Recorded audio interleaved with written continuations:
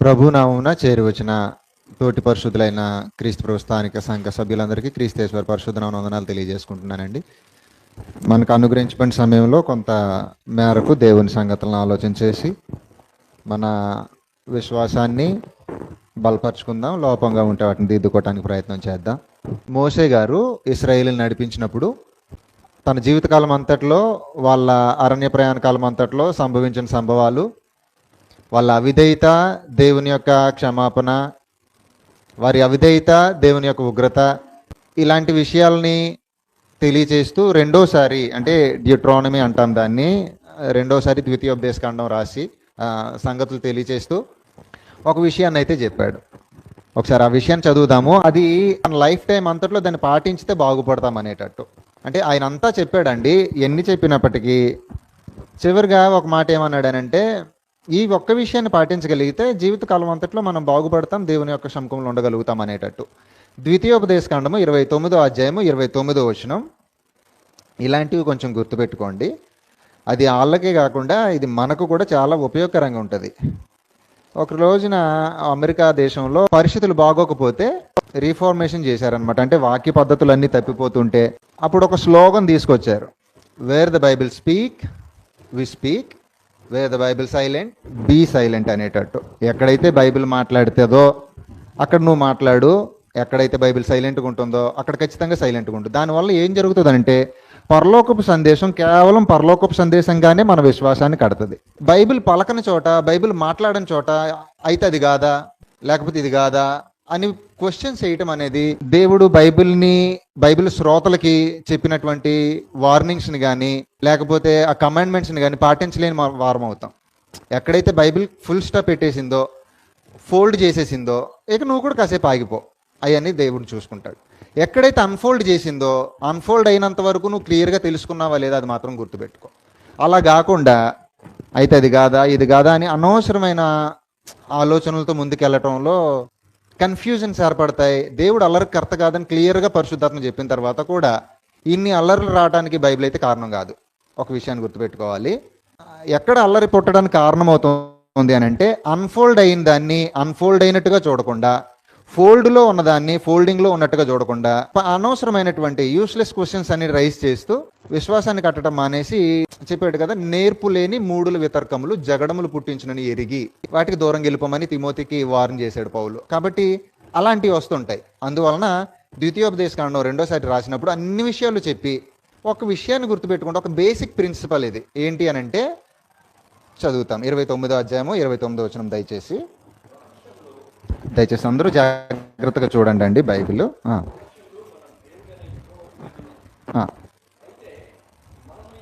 చాలా క్లియర్గా చెప్పాడు ఆయన. ఏదైతే అన్ఫోల్డింగ్లో ఉందో అది నీకు నాకు సంబంధించింది. అంటే ఏదైతే రివీల్ చేయబడిందో, ఏదైతే సీక్రెట్గా లేదో, సీక్రెట్స్ అంటే ఏంటంటే ఇంకా మన దగ్గరికి రాలేనివి, మన దగ్గరికి వచ్చిందంటే ఇంక సీక్రెట్స్ ఏమి ఉండవు కదా అందులో. కాబట్టి ఈయన ఏమన్నాడంటే రహస్యంగా ఉన్నదానికోసం పక్కన పెట్టు. అది కాకుండా నీకు బయలుపరచబడింది ఒకటి ఉంటుంది. బయలుపరచబడిన దాంట్లో నీ విశ్వాసాన్ని, నీ భక్తిని, దాన్ని అనుసరించిన ప్రవర్తన ఉందో లేదో చెక్ చేసుకో. అది లేకపోతే దాని మీద తగులుబడు, లేకపోతే దాని మీద కూర్చునేడు, అంతే తప్ప అనవసరమైన దాన్ని పట్టించుకుని టైం వేస్ట్ చేయొద్దు. నేను ఒకసారి మళ్ళీ చదువుతున్నాను. రహస్యములు మన దేవుడైన యెహోవాకు చెందును. బాల్ ఆయన కోట్లో వేసేద్దాం దాన్ని, ఎందుకంటే లేఖనాలు మనకు అష్యూరెన్స్ ఇచ్చినాయి, నీకు ఎందుకు లేవా ఆ పని. తర్వాత ఏమన్నదంటే, అయితే మనం ఏం చేద్దామంటే ఈ ధర్మశాస్త్ర వాక్యములన్నిటిని అనుసరించి నడుచుకోవటానికి, ప్రవర్తించడానికి, ఏదైతే ఉపదేశించబడిందో దానిని అనుసరించిన ప్రవర్తన ఉందో లేదో అది నా బాధ్యత అన్నమాట. నేను ఇష్టం వచ్చినట్టు ప్రవర్తించకూడదు ఆ విషయంలో. అంటే ప్రవర్తించవలసిన దాని మీద ఫోకస్ పెట్టకుండా అనవసరమైన దాని మీద ఫోకస్ పెడుతూ ఉంటాం మనం. దానివలన ఈ గలిబిలి, ఈ లబ్లబ్ అంతా వస్తుంటది అనమాట. ఈ ధర్మశాస్త్ర వాక్యములన్నిటిని అనుసరించి నడుచుకున్నట్లు బయలుపరచబడినవి ఎల్లప్పుడూ మనవి. కాబట్టి క్రీస్తు యేసునందు ఇప్పుడు మనకు పరిశుద్ధాత్మను గురించి ప్రభువైన యేసుక్రీస్తు ఒక మాట చెప్పాడు. పరలోకం నుండి నేను వెళ్ళిన తర్వాత పరలోకం నుండి తండ్రి అయిన దేవుడు ఆదరణకర్తగా ఒక ఆయనను పంపిస్తాడు. ఆయన కూడా సొంతంగా ఏమీ మాట్లాడకుండా వేటిని వింటాడో వాటిని మీకు బోధించి సంభవింపబోయే సంగతులను తెలియజేస్తూ మిమ్మల్ని ప్రిపేర్ చేస్తాడని చెప్పిన తర్వాత ఆయన ఏం చెప్పాడో వాటిని జాగ్రత్తగా మనం కాన్సన్ట్రేటెడ్గా వాటిని అర్థం చేసుకోవడం చాలా అవసరం. ఆ విషయాలను మనం ఆలోచన చేద్దాం. మీకు అర్థమైంది కదండి. మనం ఎప్పుడు కూడా మన విశ్వాసం ఎలా ఉండాలంటే బైబిల్ ఎక్కడ మాట్లాడుతుందో అక్కడ మాట్లాడడం క్రైస్తవ జీవితానికి చాలా అవసరం. బైబిల్ ఎక్కడైనా సైలెంట్గా ఉండిపోయింది అనుకోండి, సైలెంట్గా ఉండిపోయినప్పుడు నువ్వు లూసిఫర్ అని పేరు పెట్టకూడదు. పేరు పెట్టేమంటే అర్థం ఏంటనమాట? ఉదాహరణకి చెప్తున్నాను, సైలెంట్గా బైబిల్ ఉంది సాతాను విషయంలో, నువ్వేమనొచ్చు, ఏమనకూడదు అనమాట, ఆయన లూసిఫర్ అని, లేకపోతే ఆకాశం నుంచి కిందకు తోసేసాడు దేవుడని, ఇలాంటివి అనకూడదు. బైబిల్ ఏం చెప్పింది అంటే సాతాను ఆవిర్భావాన్ని మనకు ఏదైనా తోటలో ప్రారంభించింది, అక్కడ నుంచి ప్రకటన గ్రంథంకి వచ్చేటప్పటికి 7 తలలు కలిగిన మహా పెద్దగడ్డ సర్పంగా చూపించింది. అలా సింబాలిక్గా చూపించింది. ఆ అపవాది అనేవాడు ఉన్నాడన్నదే కానీ వాడి ఆవిర్భావం ఇది అని చెప్పనప్పుడు మనం అనవసరంగా గుంతలు తవ్వి అనవసరమైన కీడు కల్పించుకోకూడదు. అది జస్ట్ ఎగ్జాంపుల్కి చెప్తున్నాను. కాబట్టి ఈ సీక్రెట్స్ విషయంలో పక్కన పెట్టి రివీల్ చేయబడిన వాటిని మనం ఆలోచన చేద్దాం. ఎఫెసీయులకు రాసిన పత్రిక 4వ అధ్యాయము 4వ వచనంలో అందువలన పౌలు గారు ఇక్కడ తెలియజేస్తున్న విషయం ఏంటంటే దేవుడు ఒక్కడే అనే విషయాన్ని తెలియజేశాడు. ఆ పౌలు గారు తన సొంత జ్ఞానాన్ని ఆయన మాట్లాడా? కొరింథీ వాళ్ళకి పత్రిక రాస్తూ నేను కూడా ఆత్మ కలిగిన వాడిని గ్రహించండి అన్నాడు. అందువలన ఆయన సొంతమైన పదాలు ఏం మాట్లాడలేదు. పరిశుద్ధాత్మను కలిగిన వాడై ఏం రాశాడనంటే దేవుడు ఒక్కడే, క్రైస్తవులకు దేవుడు ఒక్కడే, ఆయన అందరిలోనూ ఉండి అందరిలోనూ వ్యాపించాడు, అందరికంటే పైగా ఉన్నాడు అని అంటే అర్థం ఏంటనమాట? అందరికంటే పైగా ఉన్నాడంటే అర్థం ఏంటనమాట? క్రీస్తు ప్రభువు కూడా పైగా ఉన్నాడని అర్థం. ఆ మాట పరిశుద్ధాత్మ మళ్ళీ ఏం చెప్పాడు? కొరింథీయులకు రాసిన పత్రిక 11వ అధ్యాయంలో తండ్రి అయిన దేవుడు ఉన్నాడు, క్రీస్తు ప్రభు ఉన్నాడు, పురుషుడు ఉన్నాడు. కాబట్టి ఇక సీక్వెన్స్ ఒకటి చూపించిన తర్వాత కాసేపు మనం ఏంటంటే దాని మీద ఫోకస్ చేసి నేను ఒక విషయం చెప్తానండి.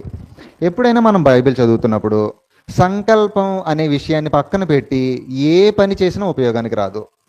ఎందుకు చెప్తాను? చాలా సీరియస్గా చూడండి. తండ్రి అని దేవుడు పరలోకమందు అందరికంటే పైగా ఉన్నటువంటి తండ్రి అయిన దేవుడు ఏం చేశాడంటే తను ఒక సంకల్పించుకున్నాడంట. ఆ సంకల్పానికి ధీటుగా ప్రతి పని చేశాడంట. అంటే తుమ్మినా దగ్గిన దాంట్లోకే వెళ్ళి దానికి బయట ఏమీ చేయలేదు ఆయన. కాబట్టి నేనెందుకు సంకల్పానికి బయట వచ్చి అనవసరంగా విశ్వాసాన్ని కట్టుకోవాల్సిన వాడిని అనవసరమైన సందిగ్ధాలతో అనవసరమైన ఇబ్బందులు పడాల్సిన అవసరం లేదని నేను చెప్తున్నాను. అంటే లేఖనాలు చెప్తున్నాయి. ఒకసారి జస్ట్ మీకు ఏం చెప్తున్నానంటే సంకల్పం అనేది ఎంత సీరియస్గా ఉందో, ఆ సంకల్పము నెరవేర్చబడటంలో తండ్రి అయిన దేవుడు ఎంత సీరియస్గా పనిచేశాడో తెలియచేయడానికి ఒక విషయం చదువుతాను. 1వ అధ్యాయము ఎఫెసీయులకు రాసిన పత్రిక 1వ అధ్యాయము డైరెక్ట్గా మనము 10వ వచనం చదువుతాను. 10వ వచనం నుండి చదువుతాను. చాలా జాగ్రత్తగా వినండి దయచేసి. అంటే అర్థం ఏంటనమాట అండి, చాలా అలాంటి విషయాలు కొంచెం బోల్డ్, అంటే మీ దగ్గర ఏమైనా హైలైటర్లు ఉంటే అలాంటివి అండర్లైన్ చేసుకోండి. ఆయన తన చిత్తానుసారముగా చేసిన సంకల్పము చొప్పున ప్రతి కార్యాన్ని, అంటే సమస్త కార్యం అని అంటే అందులో క్రీస్తు ప్రభువుని రాజుగా నియమించడం కూడా ఉందా లేదా? ఈయన ఏమన్నాడు? నేను అక్కడ దేవుడినై ఉంటాను. ఎక్కడ? ఎవరు నేను నియమించే నా సేవకుడైన ఆయన రాజుగా ఉంటాడో అక్కడ నేను దేవునిగా ఉంటానని తండ్రి అయిన దేవుడు సంకల్పంలోకి వచ్చి యెహెజ్కేలు గ్రంథంలో మాట్లాడాడు. ఆ విషయాన్ని మనం ఆలోచన చేస్తాం.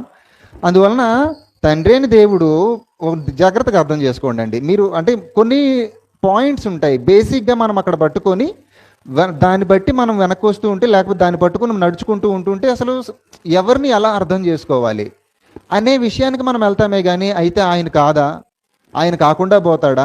ఎవరు ఏమీ కాకుండా పోరు. క్రీస్తు ప్రభు సంపూర్ణంగా దేవత్వం కలిగిన వాడు.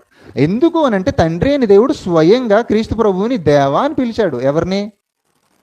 క్రీస్తు ప్రభువుని తండ్రి అని దేవుడు, పరలోకమందున్న దేవుడు ప్రభు అయిన యేసుక్రీస్తుని దేవా, నీవు భూమికి పునాదేశావు, ఆకాశం నీ చేతి పని, అవి నిరంతరం నిల్చుండే పరిస్థితి లేదు, పోతాయి, కానీ నువ్వు నిరంతరం నిలుస్తావు. ఎవరన్నారు ఆ మాట?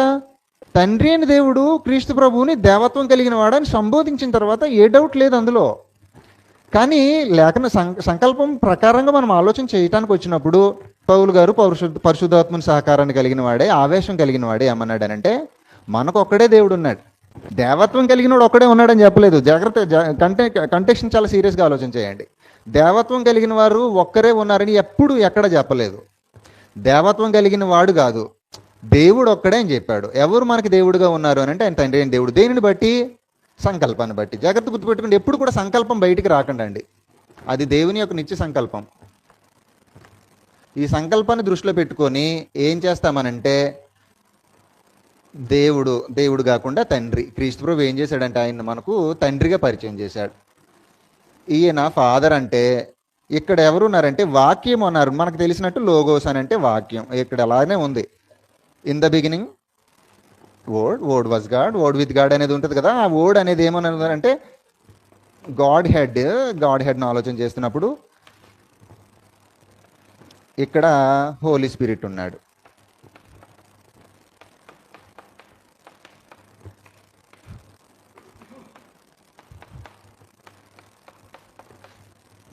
దేవత్వాన్ని ఇదిగోండి, ఇది దీన్ని వదిలేసేసి ఇది ఇటర్నల్ ప్లాన్ ఆఫ్ సాల్వేషన్ అనమాట. ఇది లేకపోతే మనకి ఇంత చిక్కుముళ్ళు, ఇంత సమస్య ఉండదు. ఇది ఉండడం బట్టి తండ్రి అయిన దేవుడు ఏం చేశాడంటే ఏది చేసినా ప్రతిదీ కూడా అందులోకే వెళ్ళాలి. ఈయన ప్రభు అయినా అందులోకే వెళ్ళాలి, ఈయన ఆదరణకర్తగా ఉండాలన్నా సంకల్పంలోకే వెళ్ళాలి. ఈ సంకల్పం లేకపోతే వీళ్ళు ఈ పని చేయరు. సంకల్పంలోకి వస్తే తండ్రి అయిన దేవుడు దేవుడిగా, ప్రభు అయిన యేసుక్రీస్తు అధ్యక్షుడిగా, కాపరిగా, పరిశుద్ధాత్మ మనకు ముద్రణగా, అంటే నిత్యత్వానికి స్వతంత్రించుకునేంత వరకు వెళ్ళేంత వరకు మనలో ఉండి పరలోక సంబంధులు అని చెప్పడానికి మన నిత్యత్వాన్ని కాపాడేవాడిగా ఆయన మనలో ఉంటాడు. ఇది సంకల్పాన్ని దృష్టిలో పెట్టుకొని చేస్తున్నారు. మనం అదే చదివాం. ఆయన తన సంకల్పాన్ని అనుసరించి ప్రతి కార్యాన్ని చేశాడు. ఎవరు? తండ్రి అని దేవుడు. అది మనకు అప్పగించబడింది, అది మనకు మాత్రం తెలియజేయబడింది. మరొకసారి ఒకసారి నేను చదువుతున్నాను. ఎఫెసీయులకు రాసిన పత్రిక 4వ అధ్యాయము 5వ వచనంలో, ప్రభు ఒక్కడే, విశ్వాసం ఒక్కటే, బాప్తిస్మం ఒక్కటే, అందరికీ తండ్రి అని దేవుడు ఒక్కడే, ఆయన అందరికీ పైగా ఉన్నవాడు. అందరికీ పైగా ఉన్నవాడు అని అంటే మీరు జాగ్రత్త గుర్తుపెట్టుకుంటే దానియేలు గ్రంథంలో ఆయన చేయి పట్టుకొని నీవేం చేయుచున్నావు అని అడగడానికి సమర్థవంతమైన వాడు ఎవడు లేడని దానియేలు మాట్లాడిన మాట, అది ఎవరి కోసం మాట్లాడాడంటే ఇదిగో ఈయన కోసమే మాట్లాడాడు. ఈవెన్ ప్రభు అయిన యేసుక్రీస్తు కాలాన్ని, సమయాన్ని తండ్రి తన స్వాధీనంలో పెట్టుకున్నాడు అన్నాడే, అది ఎవరి కోసం మాట్లాడారంటే ఈయన కోసం మాట్లాడారు. ఈయన సుప్రీం అథారిటీ కలిగి ఉన్నట్టుగా అనేక లేఖనాలు అనేక సందర్భాల్లో మనకు చూపిస్తూ ఇంకేం చూపించిందంటే ఈ సుప్రీం అథారిటీ కలిగిన ఆయన క్రీస్తు ప్రభువును ప్రభువుగాను రక్షకునిగాను నియమించినట్టు, సంఘము అనే దేహానికి శిరస్సుగా నియమించినట్టు లేఖనాలు చూపిస్తున్నాయి. అందువలన మనం ఏం చేయకూడదు అని అంటే దేవత్వంలో ముగ్గురున్న వ్యక్తుల్ని అయితే ఈయన దేవుడు అని చెప్పిన తర్వాత ఈయన దేవుడు కాదా అని క్వశ్చన్ చేయకూడదు, ఈయనను ఆరాధించకూడదా అని క్వశ్చన్ చేయకూడదు. ఎందుకంటే సంకల్పంలోకి రావాలి మనం. ఇవన్నీ ఎందుకు జరుగుతున్నాయి అన్నమాట. అసలు మనకు క్రీస్తు ప్రభు ఎంత దారుణంగా చిత్రహింసలు చంద్రవదరు అవ్వడానికి కారణం ఏంటి? సంకల్పం. లేకపోతే ఈయనకి ఆ ప్రాబ్లం లేదు కదా. ఈయన సిలువ ఎందుకు వచ్చింది? సంకల్పం. నువ్వు మనం మాట్లాడేటప్పుడు ఏమో సంకల్పం వదిలేసి క్రీస్తు ప్రభు దేవత్వం కోసం మాట్లాడాల్సిన అవసరం ఏమొచ్చిందండి? సిలువ మరణాన్ని మాట్లాడేటప్పుడు ఏమో సంకల్ప ప్రకారంగా ఆయన చనిపోయాడని మాట్లాడుతున్నామా మనం? మరి ఆయన దేవత్వానికి సంబంధించి మాట్లాడేటప్పుడు కూడా సంకల్పాన్ని దృష్టిలో పెట్టుకుంటే ఆయన దేవత్వం దేవుడై ఉన్నాడా, లేకపోతే ప్రభు అయి ఉన్నాడా, నాయకుడై ఉన్నాడా, సేవించాలా, ఆరాధించాలా అనే విషయాలు తేలుతాయి.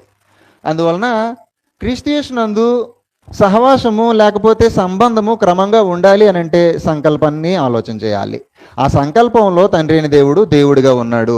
ఆయన ఏమన్నాడంటే ఒక రోజున యెహెజ్కేలు గ్రంథం 34వ అధ్యాయము 23వ వచనంలో, వాటిని మేపుటకై నేను, అంటే ఎవరు? మనందరికీ తెలుసు అక్కడ మాట్లాడుతున్నది ఎవరు? తండ్రి అయిన దేవుడు. నేను ఎవరిని మేపుటకై? క్రొత్తని సంబంధమైన మనల్ని, ఆ సంఘాన్ని మేపటానికి తండ్రి అయిన దేవుడు ఏం చేస్తున్నాడనంటే వాటిని మేపుటకై నేను నా సేవకుడైన దావీదును వాటి మీద కాపరిగా నియమిస్తానన్నాడు. దావీదు ఉన్నారు అప్పటికి. యెహెజ్కేలు కాలం ఎప్పటి కాలము? చెరకాలం. చెరకాలానికి దావీదికి ఎంత డిఫరెన్స్ ఉంది? 606 చెర.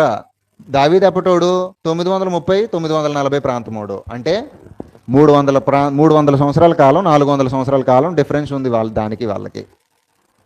కాబట్టి ఏం మాట్లాడుతున్నాడు అంటే దావీదు ఎప్పుడో చనిపోయాడు ఈయన మాట్లాడుతున్న కాలానికి.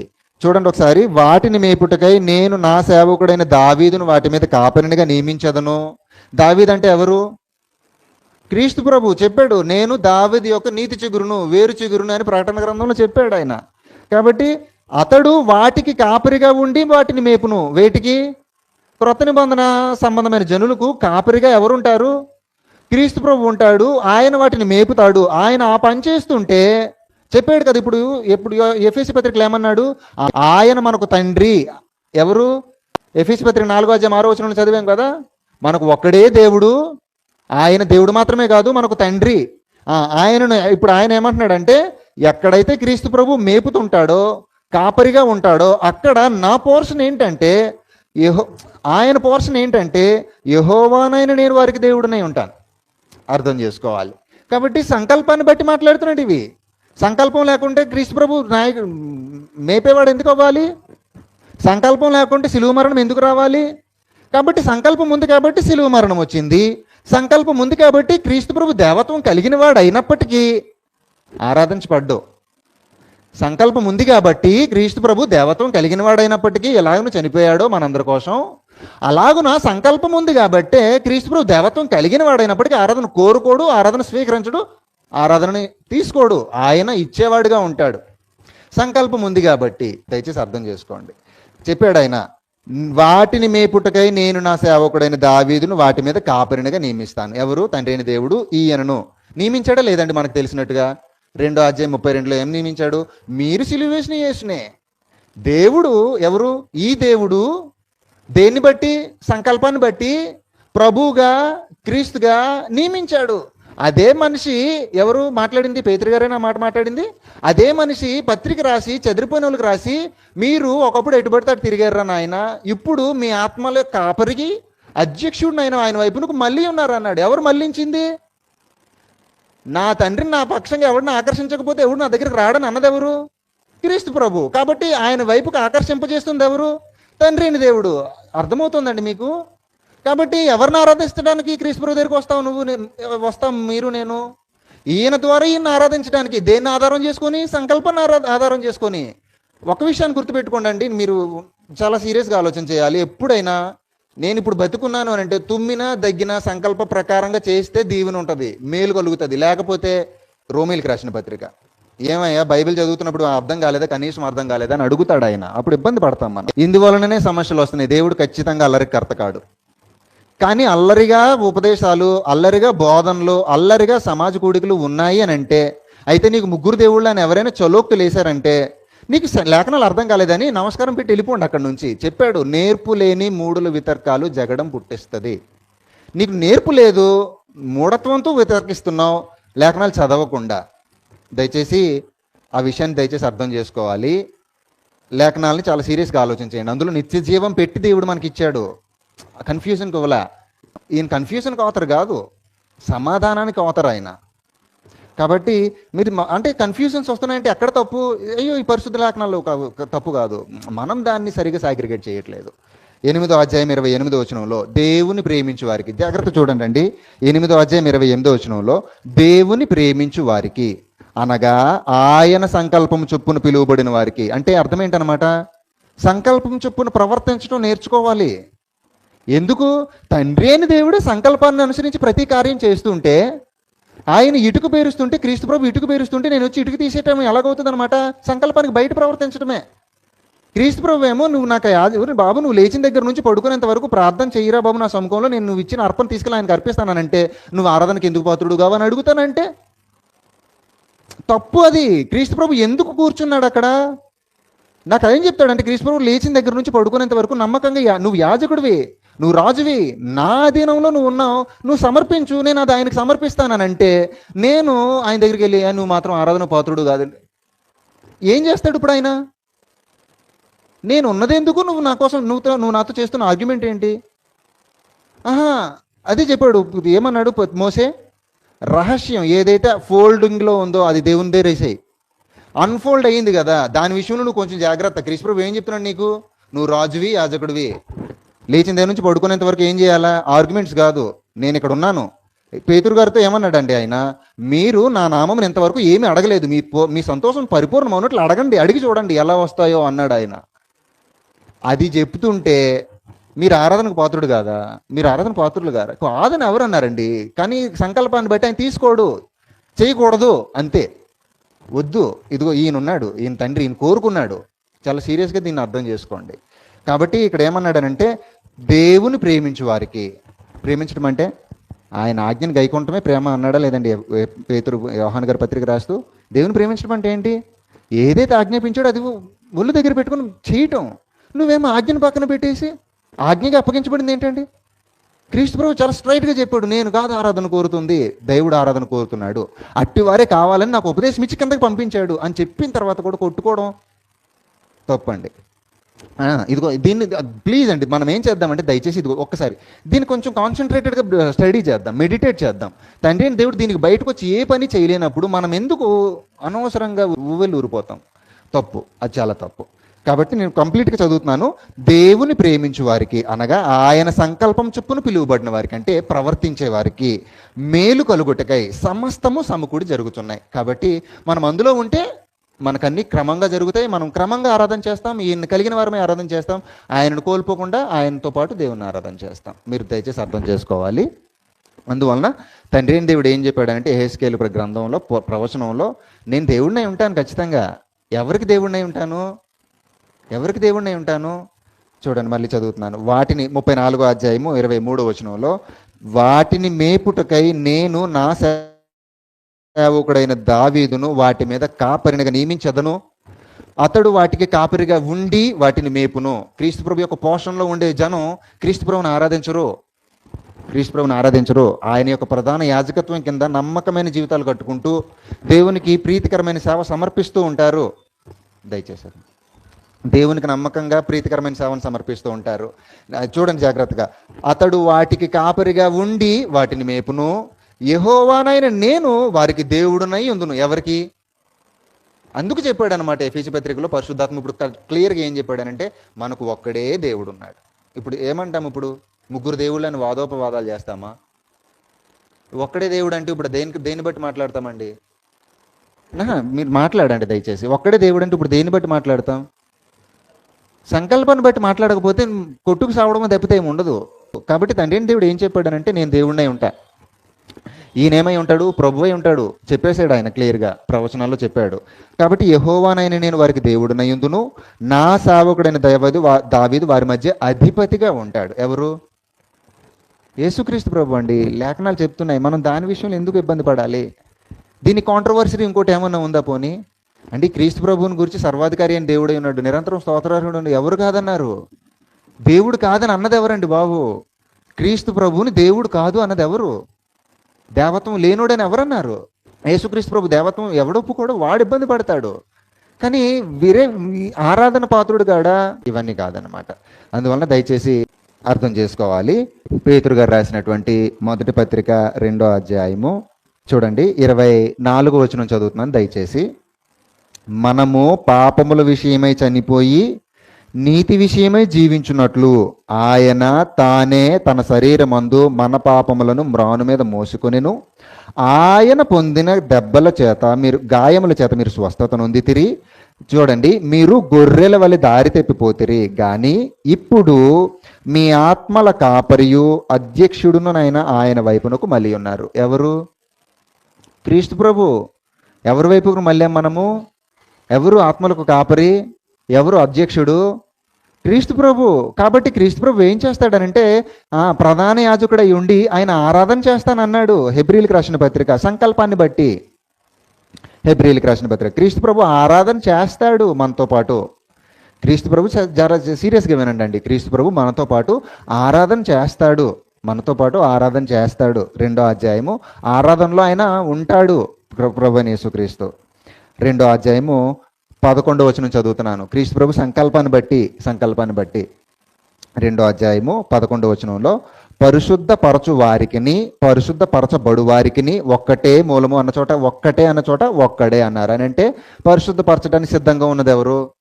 తండ్రి అయిన దేవుడు. పాపం ఎప్పటి నుండో ఎదురు చూస్తున్నాడు, ఎప్పటి నుంచో చూస్తున్నాడు అనేకులను తన ఇంటికి తెచ్చుకోవడానికి. కాబట్టి పరిశుద్ధపరచడానికి ఆయన చాలా సిద్ధంగా ఉన్నాడు. పరిశుద్ధ పడడానికి సిద్ధంగా ఉన్నది ఎవరు? మనము. ఇప్పుడు తండ్రి అయిన దేవునికి, పరిశుద్ధపరిచే తండ్రి అయిన దేవునికి క్రీస్తు ప్రభువే కావాలంట. పరిశుద్ధపరచబడడానికి సిద్ధంగా ఉన్న నాకు క్రీస్తు ప్రభువే కావాలంట. ఈ ఉద్దేశంతో ఇలాగ అంటే నీకు నేనే కావాలి, ఆయనకు నేనే కావాలి. కాబట్టి ఇప్పుడు నేనేం చేస్తున్నానంటే, క్రీస్తు ప్రభు మాట్లాడుతున్నాను చూడండి. ఈ హేతువు చేత, అంటే ఇద్దరికి నేనే కావాలి కదా, ఈ హేతువు చేతను వారిని సహోదరులని పిలుచుటకు ఆయన సిగ్గుపడక, ఎవరు? క్రీస్తు ప్రభు సిగ్గుపడక, నీ నామమును, ఎవరి నామమును? దేవుని నామమును నా సహోదరులకు ప్రచురపడుతును, సమాజము మధ్య నీ కీర్తిని గానము చేతును అనెను. ఎవరు మాట్లాడుతున్నది ఇది? క్రీస్తు ప్రభు. క్రీస్తు ప్రభుని కూర్చున్న ప్రవచనం ఇది. క్రీస్తు ప్రభు ఏం చేస్తాడనంట? మనం ఇప్పుడు కూర్చున్నామే, మనతో పాటు ఆయన ఆరాధన చేస్తాడు. లేఖనాన్ని దాటి మాట్లాడటంలో ఇబ్బంది పడతామండి. అంటే కన్ఫ్యూజన్స్ అనమాట. ఎందుకు స్టెబిలిటీ ఉండదు, స్టెబుల్గా బిహేవ్ చేయలేము దానివలన. క్రీస్తు ప్రభు ఏమై ఉన్నాడో ఆయన దేవత్వాన్ని ఎవడు శంకించకూడదు, తప్పు. ఆయన దేవత్వాన్ని శంకించకూడదు, దేవత్వాన్ని ఎవ్వరూ శంకించలేదు. కానీ ఆయన ప్రజెంట్ ఆయన ఏం చేస్తున్నాడు? సంకల్పాన్ని బట్టి దేనికి అపాయింట్ అయ్యాడు? ఆయన అపాయింట్ చేశాడు తండ్రి అయిన దేవుడు. మహావృద్ధుడైన దేవుని సముఖానికి తేబడటం, ఆయన మొత్తం రాజ్యాలని ఆయనకు అప్పగించటం, అధిపతులకు, రాజులకు, ప్రధానులకు పైన ఆయన కూర్చోబెట్టడం జరిగినాయి. సంకల్పాన్ని బట్టి జరిగినాయి, అంతే జరిగినాయి. దాన్ని మనం అలాగనే తీసుకొని ఆ క్రీస్తు ప్రభువుని సేవించటం, ఏం చెప్పినా వింటాం, అన్ని విషయాల్లో వింటాం, ఆయన ద్వారా దేవుణ్ణి ఆరాధన చేయటం. ఇది సంకల్పానికి సంబంధించిన కార్యక్రమాలు అన్నమాట. అలా కాకపోతే ఎక్కడికక్కడ ఇబ్బందులు పడుతూ ఉంటాం, కన్ఫ్యూజన్స్లోనే బతుకుతూ ఉంటాం. మళ్ళీ చదువుతున్నాను, జాగ్రత్తగా చూడండి. నీ నామమును నా సహోదరులకు ప్రచురపరుతును, సమాజము మధ్య నీ కీర్తిని గానము చేతును అనెను. కాబట్టి ప్రభువైన యేసుక్రీస్తు చేసే కార్యక్రమం ఏంటంటే, దేవత్వంలో ఉన్న ప్రభువైన యేసుక్రీస్తు సంకల్పాన్ని బట్టి తండ్రి అయిన దేవునిని మనతో పాటు ఆరాధన చేస్తాడు. అంతకు మించి ముందుకు వెళ్ళిపోవటానికి కానీ, అంతకు మించి ఓవర్గా ఆలోచన చేయటానికి కానీ, మనం ఆలోచన చేయటం కీడు కల్పించుకోవడానికి తప్పితే వేరేది ఉండదు. అల్లరికి కర్తగా మారిపోతామే తప్పితే వేరేది ఉండదు.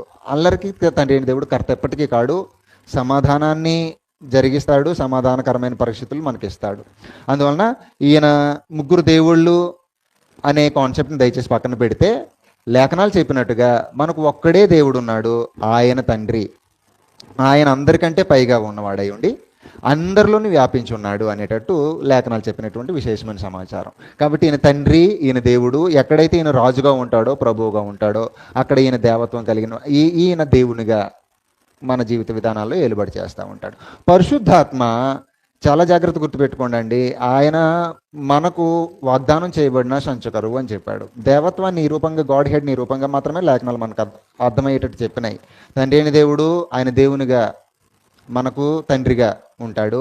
ప్రభువైన యేసుక్రీస్తు దేవుని యొద్దకు నడిపించడానికి, దేవునిని సంపూర్ణంగా సంధి చేసుకోవటానికి, ప్రతి మనల్ని సంపూర్ణంగా దేవునితో కనెక్ట్ చేయడానికి ఆయన మధ్యవర్తిగా, అధిపతిగా, కాపరిగా, మన ప్రతి తొట్టుపాటును సరిదిద్దుతూ, మన ప్రతి ఇబ్బందిలోనూ ఆయన ముందుగానే ఇబ్బంది పడిన వాడే సరే బలహీనతతో పడిపోతున్నాడని ఆదరిస్తూ దేవుని సముఖంలో మన యాజకత్వాన్ని జాగ్రత్తగా అంటే దేవునికి అందిస్తూ ఉంటాడు. మనం యాజకత్వం చేస్తున్నప్పుడు ఆయన మన ప్రధాన యాజకుడై దేవునికి మన యొక్క పద్ధతులన్నీ సమర్పిస్తూ ఉంటాడు. క్షమాపణ ఇవ్వండి, కనికరించండి, అవకాశాలు ఇవ్వండి అని చేసేది ప్రభువైన యేసుక్రీస్తు. లేఖనాలు చెప్పిన విధానంలో పరిశుద్ధాత్మ ఏం చేస్తుంటాడంటే, విమోచన దినం వరకు మనలో ఉండి దేవుని సంగతులు దేవుని ఆత్మకే కానీ మనుషులు మరి ఎవరికి తెలియవు కనుక ఆయన మనలో ఉండి అప్పగించబడిన బోధలో కాస్త నెమ్మదిగా జాగ్రత్తగా నడవటానికి ఆయన మనకు సహకారంగా ఉంటాడు. ఈవెన్ మనం చేసే ప్రార్థనలో కూడా ఎలాంటి పలుకులు పలకాలో మనకు తెలియదని చెప్పి అవి నువ్వు పలకటానికి కూడా ఆయన నీకు సహకారం చేస్తాడు అని చెప్పాడు. అయితే ఎలా చేస్తాడనమాట? ఆ ఊరకనే జరిగిపోతాయా? జరిగిపోవండి. ఆ కాన్షియస్నెస్ నీకు ఉండాలి. ఆ కాన్షియస్లో నువ్వు బ్రతకాలి. నేను ప్రత్యేకించబడిన వాడను, నేను ఇష్టానుసారంగా ప్రవర్తించవలసిన వాడిని కాను అనే కాన్షియస్నెస్లో బ్రతికినప్పుడు పరిశుద్ధాత్మ నీలో ఉండి నిన్ను నడిపించడానికి చాలా అవకాశాలు ఉంటాయి. కాబట్టి దేవత్వము ఈ రూపంగా నా నిత్యరక్షణ కోసం పనిచేస్తోంది. ఉన్న సమయాన్ని బట్టి మనం 2-3 వచనాలే మాట్లాడుకున్నాం. ఇది మనందరికీ తెలిసినట్టు చాలా విషయాలు ఉంటాయి. అసలు ఆదికాండం మొదలుకొని ప్రకటన గ్రంథం వరకు దేవత్వం కోసం మాట్లాడిందే ఎక్కువ. దేవత్వానికి మించిన పెద్ద సబ్జెక్ట్ అసలు బైబిల్లో ఉండదు. కానీ దానినే అపార్థం చేసుకొని ఈయనే ఆయనే ఈయన అనుకుంటూ ఇబ్బంది పడేవాళ్ళు ఒకరైతే, ఇప్పుడున్న సమస్య ఏంటంటే అయితే ఆయన దేవుడు కాకుండా పోయాడా? తప్పండి. ఆయన దేవుడు కాకుండా పోలేదు. ఆయన దేవుడిగానే ఉన్నాడు, దేవత్వం కలిగిన వాడిగానే ఉన్నాడు. ఆది యందు వాక్యము ఉండెను, వాక్యము దేవుని యొద్ద ఉండెను, వాక్యము దేవుడై ఉండెను. అందువల్ల క్రీస్తు ప్రభు దేవుడై ఉన్నాడు ఒక రోజున, ఇప్పుడు కూడా దేవుడై ఉన్నాడు. కానీ దేవునిగా నువ్వు ఆరాధన చేస్తానంటే అది తప్పు అవుతుంది సంకల్పాన్ని బట్టి. అర్థమవుతుందండి? దయచేసి ప్లీజ్ ఇక్కడ కన్ఫ్యూజన్స్ ఏమీ లేవు. అల్లరికి అర్థ కాని దేవుడు చాలా క్లియర్గా, నాయన ఏం లేదు, నేను ఒక సంకల్పాన్ని సంకల్పించుకున్నాను, పరలోకమందును కూర్చున్న నేనేం చేశానంటే ప్రతి దాన్ని కూడా సంకల్పానికి ధీటుగా నన్ను అంటే ఇప్పుడు మనం చదివాం కదా, ఎజ్కేల్ చదివాము. అందులో ఏం చెప్పాడు? ఆయనను కాపరిగా నేను నియమిస్తానని చెప్పాడు. అది దేన్ని బట్టి చేశాడు? సంకల్పాన్ని బట్టే చేశాడు. అక్కడే ఆయన ఏమన్నాడంటే నేను దేవుడిగా ఉంటానన్నాడు. దేన్ని బట్టి చెప్పాడు? ఈయన ఎక్కడైతే ప్రభువుగా ఉంటాడో అక్కడ నేను దేవునిగా ఉంటానని చెప్పాడు. అలాగే ఆమోస్ గ్రంథంలో కూడా చెప్పాడు పరిశుద్ధాత్మను కుమ్మరిస్తాను అని చెప్పి. దేన్ని బట్టి చెప్పాడు? సంకల్పాన్ని బట్టి చెప్పాడు. ప్రతి ఒక్కరి మీద, విశ్వసించిన ప్రతి ఒక్కరి మీద పరిశుద్ధాత్మను కుమ్మరిస్తానని చెప్పాడు. అలాగని సంకల్ప ప్రకారంగానే కుమ్మరించాడు. సంకల్పం లేకపోతే అవి జరగవు. యోవేలు గ్రంథంలో పరిశుద్ధాత్మని యొక్క కుమ్మరింపు కోసం కూడా చెప్పాడు. కాబట్టి ఆయన సంకల్పాన్ని దృష్టిలో పెట్టుకుని ప్రతి కార్యం చేశాడు. సంకల్పాన్ని దృష్టిలో పెట్టుకుని ఆయన సంపూర్ణంగా దేవుడై ఉన్నాడు. ఇప్పటికి మనకు దేవుడై ఉన్నాడు. మన ఆరాధన కోరుతున్నాడు. ఈయన మన ఆరాధనను సమర్పించడానికి సిద్ధంగా ఉన్నాడు. ఈయన మన ఆరాధనను ఆరాధన కోరటానికి సిద్ధంగా ఉన్నా, ఈయన ఆరాధన సమర్పించడానికి సిద్ధంగా ఉన్నా, ఈయన మనలో లేకుండా చేసే ఆరాధనగా ఉండదు. ఎవరు? పరిశుద్ధాత్మను కోల్పోయినోడు చేసే ఆరాధనగా అంగీకరించబడదు. అందువలన మీరు చాలా సీరియస్గా ఆలోచన చేయాలి. ఫిలిప్పీలకు రాసిన పత్రికలో జస్ట్ నేను ఆ విషయాన్ని చూపిస్తాను. ఫిలిప్పీలకు రాసిన పత్రిక 3వ అధ్యాయం 3వ వచనంలో జాగ్రత్తగా విషయం అంటే ఆరాధన విషయంలో ఇబ్బంది పడొద్దు. తండ్రి అని దేవుడే ఆరాధన కోరుకున్నాడు. ఈయన పాత్రుడా, ఎలిజిబులా లేదా అనేది ఆ మాటలు మనం అనవసరంగా మాట్లాడుతున్నాం. ఎలిజిబిలిటీ మనకెవడిచ్చాడండి మనం మాట్లాడడానికి? ఈయన ఎలిజిబులా అవన్నీ అనవసరం. అడిగింది ఏంటి మనకి? ఎవరు అడిగారని చెప్పాడు ప్రభువైన యేసుక్రీస్తు? ఈయన అడిగారా బాబు, నాకు సందేశం ఇచ్చి మరీ పంపించాడు. అందులో కూడా ఇన్స్ట్రక్షన్స్ ఏంటి? స్పిరిట్ ఉండాలి, ట్రూత్ ఉండాలి, క్యారెక్టర్ ఉండాలి. హోలీ స్పిరిట్ ఉండాలి, ట్రూత్ ఉండాలి, క్యారెక్టర్ ఉండాలి. ఇలాంటి వాళ్ళు ఏం చేయొచ్చు? ఆరాధన చేయొచ్చు. ఎవరికి చేయొచ్చు? దేవునికి చేయొచ్చు. ఎవరి ద్వారా చేయొచ్చు? నా ద్వారా చేయొచ్చు. ఎవరిని కలిగి చేయొచ్చు? ఈయన కలిగి చేయొచ్చు. ఇందులో ఏది మిస్ అయినా ఆరాధన అవుతుందా? అవ్వదు, ఖచ్చితంగా అవ్వదు. మీరు చాలా సీరియస్గా అర్థం చేసుకోండి. 3వ అధ్యాయము 3వ వచనంలో ఎందుకనగా, ఫిలిప్పీలకు రాసిన పత్రిక 3వ అధ్యాయం 3వ వచనంలో ఎందుకనగా శరీరమును ఆస్పదం చేసుకోకుండా దేవుని యొక్క ఆత్మ వలన ఆరాధించవచ్చు. కాబట్టి ఏం చేయొచ్చు అనమాట? ఇదిగోండి, దేవుని యొక్క ఆత్మ ఎవరు? పరిశుద్ధాత్మ. ఉంది కదండి, దేవుని యొక్క ఆత్మ పరిశుద్ధాత్మ. ఈయన్ని మనం ఆర్పేస్తానికి పూనుకుంటాం. మాటలోనే ఆర్పేస్తాం, చేతలో ఆర్పేస్తాం, చూపులో ఆర్పేస్తాం. ఓపిగ్గా ఉంటాడు, ఒక రోజున వెళ్ళిపోతాడు. ఆత్మ లేని వాళ్ళం ఎంతమంది వచ్చి ఆరాధన చేస్తామో. ఇవి ఉండొచ్చు. ఇంక ఇదే లేదు అని అంటే ఇంక ఇవన్నీ కంప్లీట్గా అయిపోతాయి, ఏముండవు. ఈయన లేడు అని అంటే అర్థం ఏంటనమాట? అవి అనుసరించి ప్రవర్తించలేదు కాబట్టి ఈయన లేడు. కాబట్టి ఎలా ఆరాధన అవుతుంది? అందుకే నేనేమంటున్నాను, అందుకే లేఖనాలు ఏం చెప్తున్నాయంటే, ఎందుకు ఫోల్డింగ్లో ఉన్న దానికోసం గుద్దుకుంటావు? ఎందుకు ఫోల్డింగ్లో ఉన్న దానికోసం డిబేట్స్ చేస్తావు? అన్ఫోల్డ్ ఏమైంది? సత్యమైన ఆరాధన చెయ్యి, ఆత్మతో ఆరాధన చెయ్యి, అట్టివారే దేవుడికి కావాలని చెప్పాడు. అసలు అందులో నీ కాన్సన్ట్రేషన్ ఉందా? నీ మాట, నీ ప్రవర్తన, నీ చేత, నీ ఆలోచన రేపొద్దున నేను చేసే ఆరాధన అంగీకరించబడేటట్టు ఉందా లేదా? ఇదంతా పక్కన పెట్టేసి సిద్ధాంతం కాని దాన్ని సిద్ధాంతంగా చూపించడానికి పూనుకుంటూ సమయాన్ని వేస్ట్ చేసుకోవద్దు అనేది లేఖనం చెప్తున్నదండి. దయచేసి అందుకే అంటున్నాను, where the Bible speak we speak, అంతే. Where the Bible silent be silent. అది నేర్చుకోవాలి. ఎంత నెమ్మదిగా ఉండిపోతే అంత మంచిది. ఎందుకు అన్ఫోల్డ్ అయిందని పాటించకుండా ఫోల్డింగ్లో ఉన్న దానికోసం కొట్టుకోవటం అనేటట్టు. దయచేసి అర్థమవుతుందండి. తండ్రి అయిన దేవుడు, క్రైస్తవులకు దేవుడు, ఒక్కడే దేవుడు అని అంటే అలా చెప్తాం మనం. అయితే ఆరాధన సమర్పించేది ఆయనకు, ఈయన ద్వారా సమర్పిస్తాం, ఆయనను కలిగిన వారమే సమర్పిస్తాం. ప్రిన్సిపల్స్ని బేస్ చేసుకుని సమర్పిస్తాం. ఏంటనమాట? ఆత్మతో, సత్యముతో. అంటే సత్యం అంటే వాక్యం ఏం చెప్తుంటుంది? క్యారెక్టర్ని డెవలప్ చేస్తుంటుంది. చెప్పాడు యెషయా గ్రంథంలో ఏమన్నాడు? పిండబడలేదు, మెత్తబడలేదు. ఆరాధనకు వచ్చిన వాళ్ళ కోసం తండ్రి దేవుడు మాట్లాడాడు అక్కడ 1వ అధ్యాయంలో. నా ఆవరణను తొక్కటానికి నేను రమ్మని దేవుడు. అలాగే అడిగాడు ఆయన. క్వశ్చన్ చాలా సీరియస్గా వేశాడు. నా ఆవరణాన్ని తొక్కటానికి నేను రమ్మని దేవుడు. మీ పచ్చి పుళ్ళు ఉన్నాయి, పిండబడలే, మెత్తబడలేదంటే ప్రవర్తన అంత దరిద్రంగా ఉంది. కాబట్టి దయచేసి ఆరాధించడానికి మనకిచ్చిన ఎలిజిబిలిటీస్ మనం ఫస్ట్ చూద్దాం. ఆ తర్వాత క్రీస్తు ప్రభు ఎలిజిబులా కాదా అనేది అక్కడికి వెళ్ళి అడుగుదాం. ఎక్కడికి వెళ్ళి? దేవుని సముఖానికి వెళ్ళి మాట్లాడవచ్చు.